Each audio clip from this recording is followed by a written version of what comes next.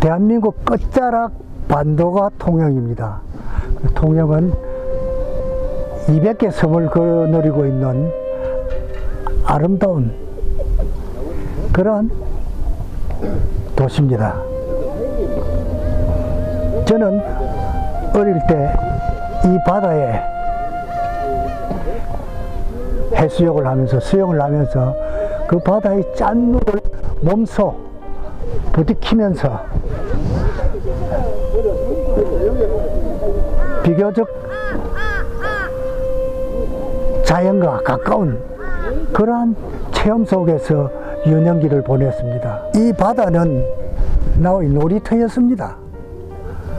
여름 되면은 친구들이 다 함께 모여서 여기에서 물놀이를 하는 곳입니다. 그래서 이 바다가 짠 것도 알고 바다 속이 어떻게 생겼는지도 숨겨져 있는 비밀 같은 것도 알고 있습니다. 그래서 저는 아마 물질의 내부로 들어간 부분도 바다 속에서 잠수하면서부터 그런 것이 체득되지 않았나 하는 그러한 생각도 가져봅니다. 이 바다 체험, 물론 통지 바다만 있는 것이 아닙니다. 자연 환경, 빛과 태양과 나무와 바람과 이런 모든 자연적인 요소가 내 몸에 부대껴서 그것이 자양분이 돼서 오늘까지 이루어져서 그것이 내 작품의 바탕을 이루는 세계가 되었습니다. 그래서 특히 근자에는 바다가 갖는 생리적인 구조가 현대미술하고 굉장히 통한다는 걸 알게 됐습니다. 예를 들면 존재한다든지 무엇이 있다, 이것이 또 사라져서 없어진다, 이것이 반복됨으로 해서 모였다, 헤어졌다, 부딪혔다. 그래서 이것이 보니까 어떤 시간하고 맞물려서, 빛하고 맞물려서, 그래서 시간과 빛의 어떤 풍경을 이루고 있다는 걸 알았습니다. 그래서 제가 요즘 특히 이제 사진에서부터 회화로 주로 근자에는 한 12여 년간은 통영에 아뜨리에를 둔 이후에는 회화를 중점적으로 하고 있습니다. 사실은 그것은 이제 걸어다니면서 바다를 보는 것이 하루 왼종일 그것이 그림이요, 내 생각이요, 그러한 맞물림 속에 있기 때문에 요즘 제가 제작하기가 좋습니다. 요즘은 좀 더 구체적으로 그걸 바다와 파도의 시학이라든지 바다가 갖는 지금 현재성, 상황성 이런 데 대해서 몰입을 하고 있습니다. 그래서 당분간은 내 그림을 지속적으로 이 바다라는 이미지, 빛이라는 이미지가 뒤섞여서 이러한 것을 충분히 표현하고자 합니다.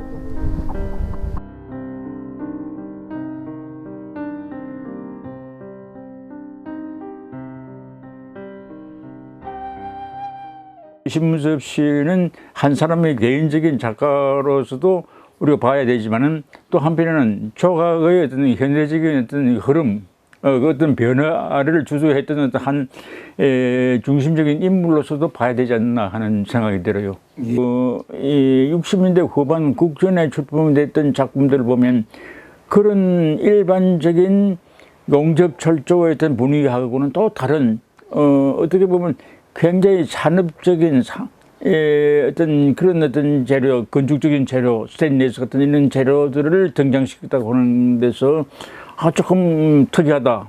뭔가 이렇게 용접철조라고 하는 어떤 그런 그 유행의 어떤 물결에서 한 발짝 물러났다 하는 측면도 우리가 생각될 수 있고, 그러니까 조각이 지금까지 했던 모델 중심, 말하자면 모델링 중심의 조각이 아니고 조각이라고 하는 그 자체가 말하자면 물질로서 만들어진 어떤 형상, 그건 말하자면 과거에 있었던 그런 어떤 규칙적인 어떤 그런 이 말하자면 패턴에서 완전히 벗어나는 계기가 물론 이제 신문섭씨를 중심으로 한 그 또래들의 어떤 그 조각가들의 젊은 조각가들의 전체적인 경향이긴 하지만 그게서 굉장히 앞장섰던 게 신문섭씨라고 볼 수 있죠. 그러니까 조각이라고 하는 건 지금까지는 대자우에 인체가 들어가 있어야 되고 뭐 그러니까 그 인체가 조금씩 이제 변화가 되고 조금 이제 약간 반주상적인 경향으로 이제 나가고 뭐 이런 것이 굉장히 그 첨단적인 조각이라고 생각하는데 그게 아니거든요. 완전히 그게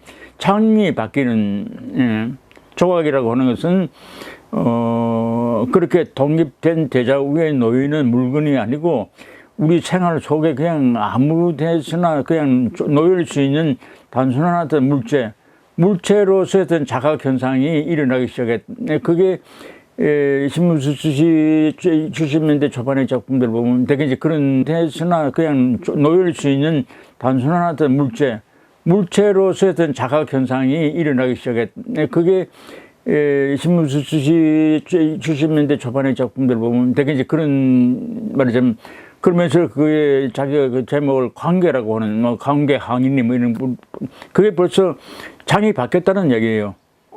상황으로서의 어떤 조각이지 지금까지 어떤 그 규칙적인 어떤 틀 속에서의 조각이 아니라는 것이죠. 그래서 그게 그런 어떤 사유의 어떤 패턴이 바뀌는 그 계기가 어떻게 보면 작가로 하여금 굉장히 빠른 속도를 말하자면 나가게 하는 동기가 됩니다. 그건 해와도 그렇고 조각도 그렇고 어떤 한 시기에 뭔가 그런 어떤 변화의 어떤 계기가 주어졌을 때 굉장히 그걸 빠른 속도로 타고 가는 그런 점에서 그 신문섭 씨는 뭐 인간적인 측면에서도 보지만은 생활 속에서도 보지만은 굉장히 순발력이 있잖아요. 그러니까 순발력이지 그런 데서 같이 해서 굉장히 빨리 말하자면 그런 어떤 분위기라든지 그런 기운을 탈 수 있었던 조건이 신체적인 조건이 말하자면 그 사유의 어떤 조건이 돼 있었다고 봐요. 그게 지금까지 어떤 조각의 어떤 패턴을 완전히 바뀌는 전체적인 우리나라 조각의 현대 조각의 어떤 분위기를 바뀌는 계기가 되지 않았던가. 작가로서 생활할 때 전시회라는 게 뭐 없었어요. 유일하게 국전 단 하나 1년 12달 기다려서 출품할 수 있는 국전. 이것이 바로 작가들의 발표의 장임과 동시에 출세의 길이었습니다. 저는 다행스럽게 서너 번 상을 받을 수 있었습니다. 그 엄격한 심사 속에서 자기를 검증하고 평가받았다는 곳에서 내가 어떤 조형 훈련을 받았다는 그 감사한 마음을 가지고 있습니다. 그리고 또 운 좋게 파리 청년 비엔날레라는 곳에 초대가 돼서 갔습니다. 그 시절에는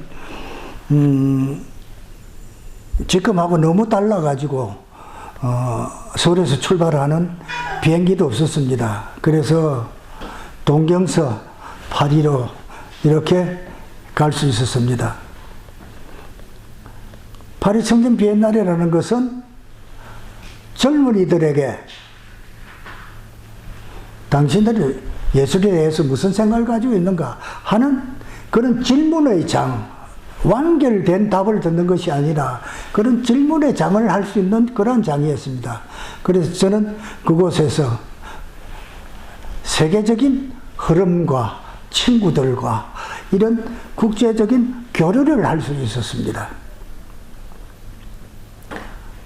그 다음 또 서울올림픽이라는 것이 우리나라가 주관하게 돼서 여러 나라 작가들이 많이 왔습니다. 평론가도 많이 오고. 그래서 내 주위에 단단한 울타리가 되었습니다.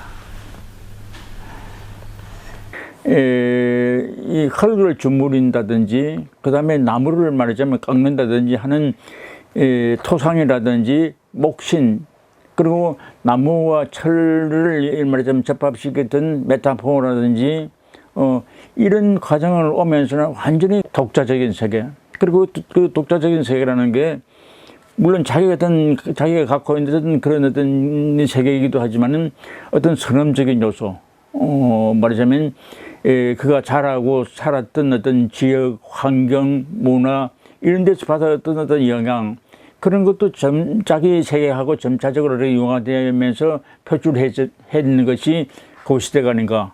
그러니까 토상에서부터 목신에서부터 메타포까지 오는 그 과정이 사실 그 시대에 보면 어떤 측면을 본다면 신문섭이라고 하는 작가가 가장 왕성하게 조각이라고 하는 게 뭐냐, 어떤 그 물질과 인간과의 어떤 말하자면 투쟁, 말하자면 그 투쟁을 통한 진화, 이런 과정을 반복했던 것이 그 기간이라고 봐요. 그래서 사실은 그 흙을 주무린다든지 또는 나무를 깎는다든지 나무에다 세부치를 붙인다든지 하는 일 보면 그게 이제 단순한 그렇게 나무를 깎는다든지 무슨 흙을 주무린다는 게 아니라 그 말하자면 재료가 갖고 있는 어떤 속성대로 드러내주면서 자기가 그 속에 같이 이제 말하자면 개입하려고 하는 말하자면 물질을 통해서 물상을 통해서 사유하려고 하는 그런 어떤 단계로 온 것이 아닌가. 그래서 그게 또렷하게 자기 세계가 보이죠.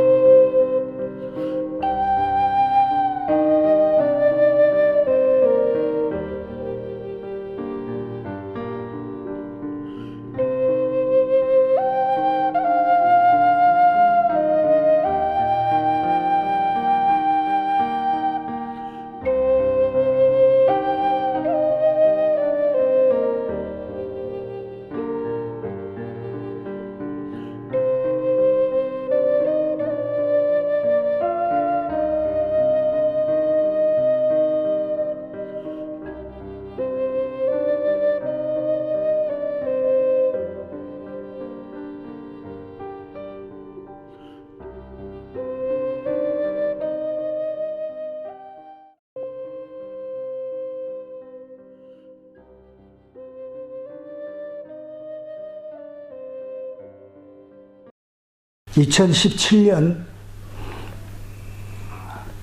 국립현대미술관 회고전을 갖게 되었습니다. 지금까지 했던 한 50여 년의 작품을 전부 정리를 하고 버릴 건 버리고, 그래서 그 회고전을 통해서 나를 다시 볼 수 있는 그러한 계기를 가졌습니다. 그래서 지금까지 어떤 걸 했고 앞으로 어떻게 될 것인가, 그런 유추를 할 수 있는 시간을 가졌습니다. 그 전시를 하면서 후배들이 선생님 왜 이렇게 작품이 많습니까? 그래서 내가 답을 했습니다. 아직도 나는 흔들리고 있네. 답을 찾지 못해서 이렇게 질펀하게 많은 걸 하고 있어. 옳은 답을 찾았으면은 어쩌면은 벌써 예술이라는 건 내가 끝났고 문 닫았을지도 몰라. 그러나 그 답을 찾지 못해서 흔들리면서 온 시간이 나는 소중했다고 생각해.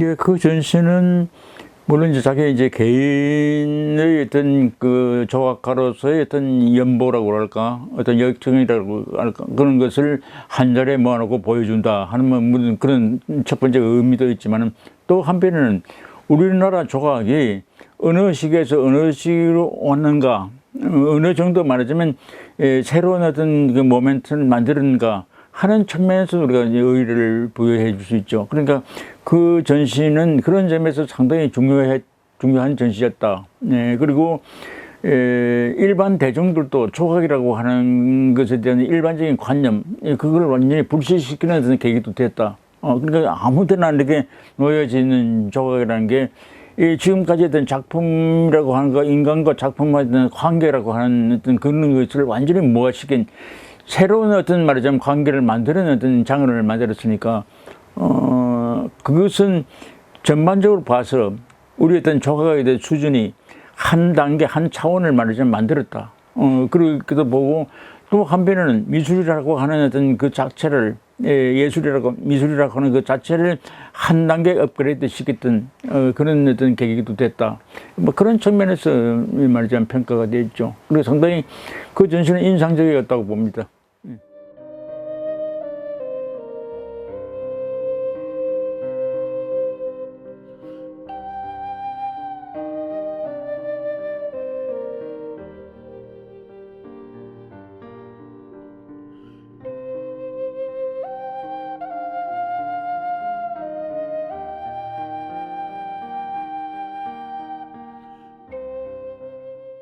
남항산 조각공원이 국제심포지엄이었는데 주제는 그랑부르였습니다. 그 짙고 푸른 바다였는데 저는 출항지의 개념이었습니다. 그러니까 이게 범선,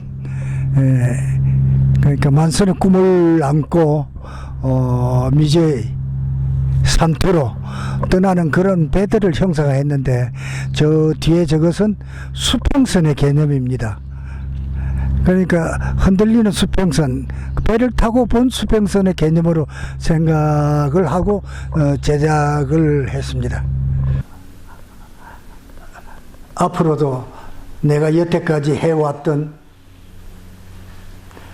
반조각이라든지 비조각이라든지 조각이란 개념을 좀 더 확대한다든지 조각 밖에서 좀 쳐다본다든지 이런 일을 꾸준히 해왔기 때문에 이것을 좀 더 심화시키는 거.